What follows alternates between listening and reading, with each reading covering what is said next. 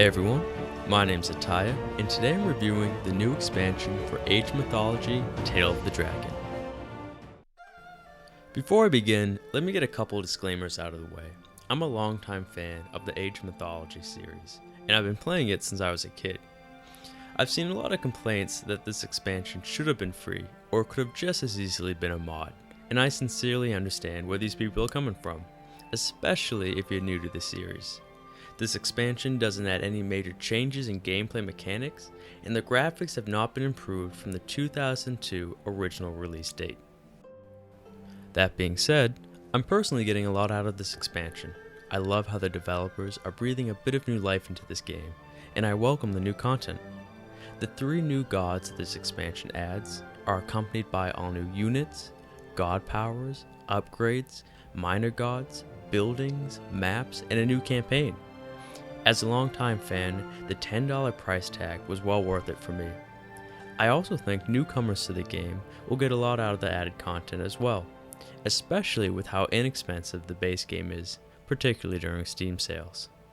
With that out of the way, let's check out what this DLC has to offer. So, Tale of the Dragon adds 3 new Chinese gods to the game: Fu Si, Nuwa, and Shinnok, assuming I'm pronouncing those right. Now, I'm far from being very good at the game, and I'm sure other people could give you a much more in-depth strategy on how to best use these new gods, but from my experiences so far, they seem to be late-game offensive powerhouses. What I mean by this is that they have some of the strongest and coolest units, upgrades, and god powers in the whole game during the heroic and mythic ages. They're the most comparable to the Egyptian gods in my opinion, in the sense that they're a little weak in the beginning, but if they can turtle and build through the ages, they become nearly unstoppable later. As with the other gods in the game, each of the 3 Chinese gods have a different focus. Fu Si focuses on buildings and heroes, Nuwa focuses on economy and human units, and Shinnok's focus is on monks, a new Chinese unit, as well as siege units. This being said, I personally find the minor gods not only play a much bigger role than their Chinese major gods, but are also a bit more interesting. The minor Chinese gods offer a lot of variation and provide players with the opportunity to play in different ways. In total, there are 9 new minor gods, my favorite 3 being the Mythic Age gods, who offer some of the coolest god powers and units to date. For example, the mythic god power Earth Dragon summons a mighty snake-like dragon that rises from the depth of the earth to attack its enemies. The dragon is stationary but does a huge amount of damage, and if you can protect it for long enough, it can be summoned elsewhere in a few minutes. Mythic Age god Shang-Li, God of Fire, provides players with a hugely powerful phoenix-like myth unit called the Vermilion that creates firestorms to swallow up their enemies. An army of a few of these has the potential to take down an entire empire.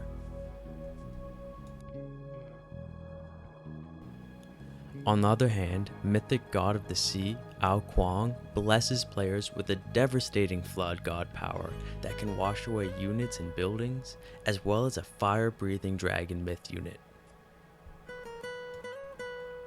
Now, I personally found the archaic, classic, and even a couple of the heroic age god powers, as well as their upgrades, to be a little on the weak side, and in some games I didn't even use them. But like I said, the Chinese empires seem to strive in the late game. In terms of human units, the Chinese gods offer 4 new cavalry units, a type of unit that in the past I didn't use very often. These units include a gold-plated counter-infantry unit, mounted archers, and a general that can boost your army's strengths with a mighty battle cry. Chinese buildings, like the rest of the games, are essentially retextures of the same base idea. Chinese temples serve the same purpose as Greek and Norse ones, just as the Chinese castle is equally comparable to a Greek fortress or Egyptian stronghold. However, I do have to say, I think these are my favorite looking buildings in the game thus far. Their designs are super cool. Like I said before, this expansion doesn't offer any major gameplay changes, but the Chinese gods do provide players with one building that changes things up a bit. Players can build gardens, which are essentially mini Greek plenty vaults, except they're not a god power and can only focus on one resource at a time. These gardens are also the only way Chinese god players can generate faith. This does bring me to a couple concerns, however. I'm a little worried that the Chinese gods are a bit overpowered. The myth units, while really cool, are incredibly powerful. The vermilion birds I had previously mentioned can take down an entire settlement in seconds if you have a few of them.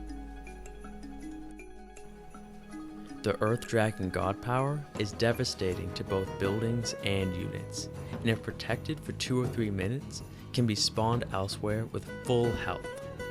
The gardens are maybe the most overpowered aspect of the Chinese empires.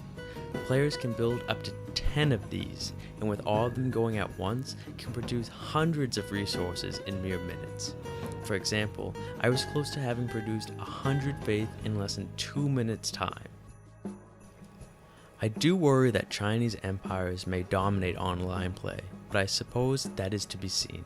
Perhaps those with more advanced strategies than myself understand the weaknesses the Chinese gods have better than I do.